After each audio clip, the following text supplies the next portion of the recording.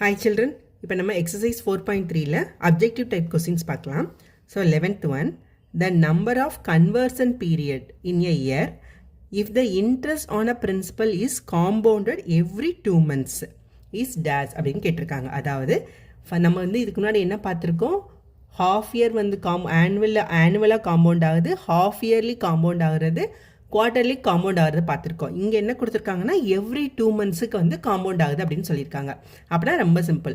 So மொத்தம் எத்தனை 12 months, 12 monthஸை வந்து 2 monthsக்கு காம்பவுண்ட் ஆகுது அப்படின்னா 2ஆல் டிவைட் பண்ணிட்டோன்னா போதும். ஸோ அப்போ கன்வர்ஷன் பீரியட் வந்து எவ்வளோ 6 months.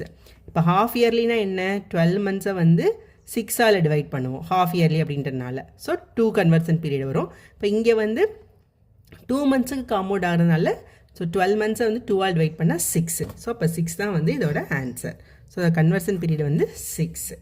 So next question, the time taken for ₹4,400 to become ₹4,851 at 10% compounded half yearly is. So question என்ன கொடுத்துருக்காங்கன்னா, பிரின்சிபல் கொடுத்துட்டாங்க 4,400, அமௌண்ட்டு கொடுத்துட்டாங்க. அது எவ்வளோ அமௌண்ட் ஆகுதுன்னா 4,851 கொடுத்துட்டாங்க. ஸோ இது வந்து பிரின்சிபல் கொடுத்துட்டாங்க, இது வந்து அமௌண்ட் கொடுத்துட்டாங்க. அப்புறம் ரேட் வந்து கொடுத்துட்டாங்க, காம்பவுண்டட் ஹாஃப் இயர்லி சொல்லிட்டாங்க. இப்போ நம்மகிட்ட என்ன கேட்டிருக்காங்க, time taken n is equal to என்ன, இதுதான் நம்மளுக்கு வந்து கொஸ்டினில் வந்து கேட்டிருக்காது. ஸோ பார்த்துடலாமா. ஸோ என்ன formula, so amount is equal to principal into 1 + r by இது வந்து ஹாஃப் இயர்லின்றால என்ன formula 200 whole to the power 2n. ஓகேவா. ஓகே, ஸோ அமௌண்ட் வந்து எவ்வளோ 4,851, பிரின்சிபல் 4,400. ஸோ இன்ட்டு 1 + r வந்து 10 divided by 200 whole to the power 2n. So n தான் நம்மளுக்கு கண்டுபிடிக்கணும். ஸோ 0 ஆகிடும். ஸோ இது எழுதணும் அப்படின்னா, so 4,851 is equal to 4,400 into இது வந்து 1/20. ஸோ எல்சிஎம் எடுத்தோன்னா 20, இங்கே பார்த்தீங்கன்னா 20 + 1 21. So 21 divide by 20 the whole to the power 2n. ஓகேவா. ஸோ இதை வந்து நான் இந்த பக்கமாக எழுதிடுறேன். So 4,400 into 21 divide by 20 the whole to the power 2n is equal to 4,851. So இதை வந்து இந்த 4,400 கீழே கொண்டு போனால் கீழே வந்துடுமா. So 21 divide by 20 the whole to the power 2n is equal to 4,851 divided by 4,400. இப்போ நம்ம வந்து இப்படி வந்ததுனால என்ன சொல்லியிருக்கோம், நம்ம இதுக்கு முன்னாடி சம்ஸ்லையே இது 21ஓட பவரில் தான் இருக்கணும், இது வந்து 20ஓட பவரில் தான் இருக்கணும்னு சொல்லியிருக்கோம். பட் இங்கே பார்த்தீங்கன்னா நிறைய நம்பர்ஸ் இருக்கா. ஃபஸ்ட் இது எதாவது டிவைட் ஆகும்னு பார்த்துடலாம். ஸோ இது வந்து 11ஆல் டிவைட் ஆகும். ஸோ 11 into 40 வந்து 440 ஆகிடும். ஸோ இதுவும் வந்து 11ஆல் டிவைட் ஆகும். 11ஆல் டிவைட் ஆக பார்க்குறதுக்கு என்ன சொல்லியிருக்கோம், ஒரு நம்பர் விட்டு ஒரு நம்பர் வந்து ஆட் பண்ணி பார்க்கணும். ஸோ 4 + 5 வந்து இதையும் ஆட் பண்ணால் 9, 8 + 1 வந்து 9. ஸோ டிஃபரன்ஸ் வந்து 0. அப்படின்னா இது கண்டிப்பாக வந்து 11ஆல் டிவைட் ஆகும். இதுவும் வந்து 11ஆல் டிவைட் ஆகும். 4 + 0 4, இங்கே ஒரு 4 + 0 4.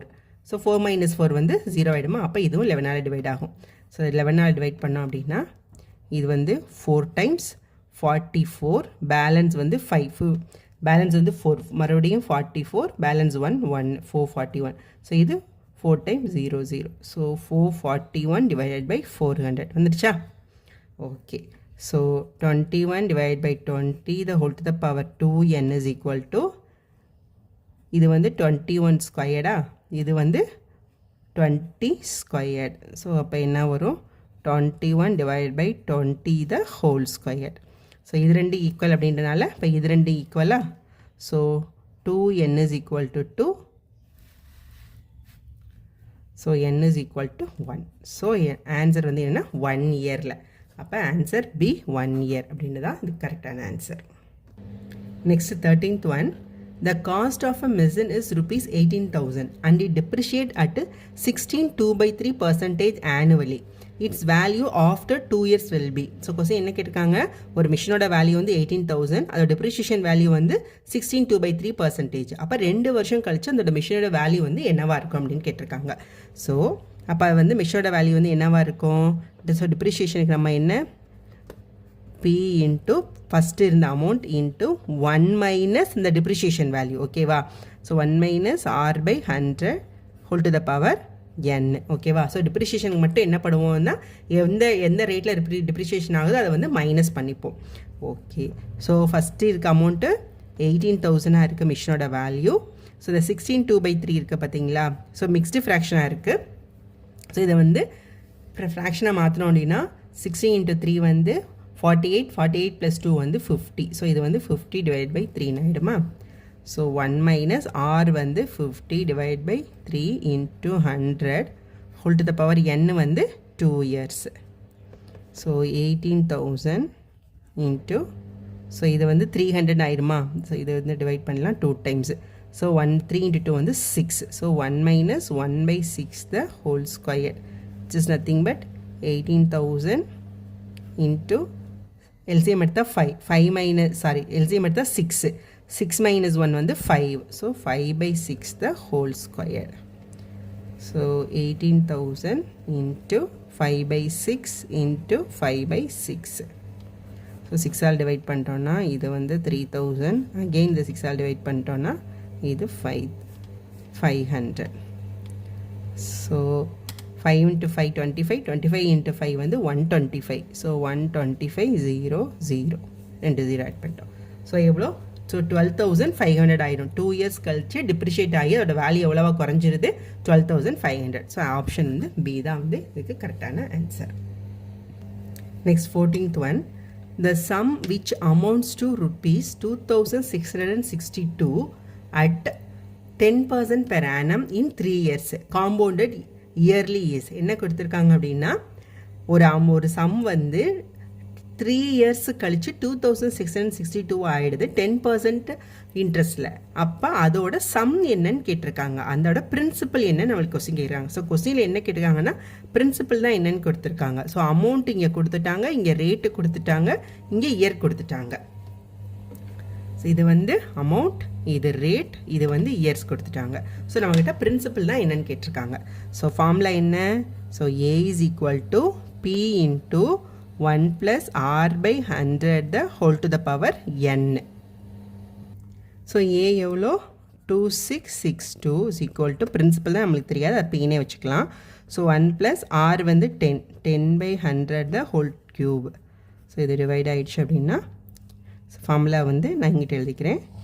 ஸோ P இன்ட்டு இது 10, எல்சிஎம் எடுத்தால் 10, 10 + 1 வந்து 11 ஆகிடும். So 11/10 whole cube is equal to 2662. So P is equal to நம்ம இது இங்கிட்டு கொண்டு போயிடலாம். So into 10/11 whole cube. So எப்படி ஆகிடும் அது? 2662 into 10/11 into 10/11 into 10/11. So 11 all divide ஆகும்னு பார்த்துடலாமா? இங்கே இது பாருங்கள், 2 + 6 8, 6 + 2 8, 8 - 8 0. ஸோ அப்போ இது 11 ஆல் டிவைட் ஆகும். ஸோ 2 times 2 பேலன்ஸ் வந்து 46, 4 times 44 பேலன்ஸ் 2 22. அகெயின் 2 + 2 வந்து 4, 4 - 4 வந்து 0. ஸோ 11 ஆல் டிவைட் ஆகும். ஸோ 2 times இது 11 ஆல் டிவைட் ஆகும். ஸோ 2. இது எவ்வளோ? 1000 into 2 வந்து so 2000 rupees. So the answer is 2000 rupees. So இது ஏ தான் கரெக்டான ஆன்சர்.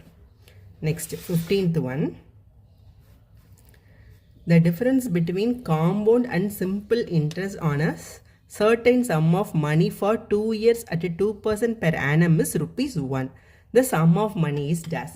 ஸோ கொஸ்டின் என்ன கேட்டிருக்காங்க? சிம்பிள் இன்ட்ரெஸ்ட்க்கும் காம்பவுண்ட் இன்ட்ரெஸ்ட்டுக்கும் இருக்க டிஃபரன்ஸ் வந்து ₹1. இதுக்கு 2 இயர்ஸுக்கு 2% per annumத்துக்கு அப்படின்னா சம் ஆஃப் மணி, அந்த பிரின்சிபல் என்ன அப்படின்னு கேட்டிருக்காங்க. ஓகேவா? இப்போ நம்மளுக்கு 2 இயர்ஸுக்கு என்ன ஃபார்முலா தெரியும்? So compound interest minus simple interest is equal to 2 இயர்ஸ்க்கு என்ன formula? P into r/100 the whole square. So இதான formula. So simple interest compound difference எவ்வளோ? ₹1. ஸோ பிரின்சிபல் நம்மளுக்கு தெரியாது P. R வந்து என்ன? Rate of interest 2 divided by 100 into whole squared. So இதை divide பண்ணிட்டோம் அப்படின்னா 50. So P into 1/50 the whole squared is equal to 1. So இதை இப்படி மாற்றி இந்த பக்கம் எழுதியிருக்கேன். So P is equal to P into 1/50 squared என்ன? 2500 ஆயிடுமா? equal to 1. So P is equal to இது எங்கிட்ட போயிடுச்சுன்னா 2500 rupees. ஸோ அப்போ பிரின்சிபல் வந்து எவ்வளோ 2500 rupees. ஸோ 2500 rupeesக்கு தான் என்னது 2% இன்ட்ரெஸ்ட்டில் 2 இயர்ஸ்க்கு சிம்பிள் இன்ட்ரெஸ்ட்க்கு காம்பவுண்ட் டிஃபரன்ஸ் என்ன வருது 1 rupee அப்படின்னு வருது. ஸோ இதுதான் வந்து ஆன்சர். தேங்க்யூ.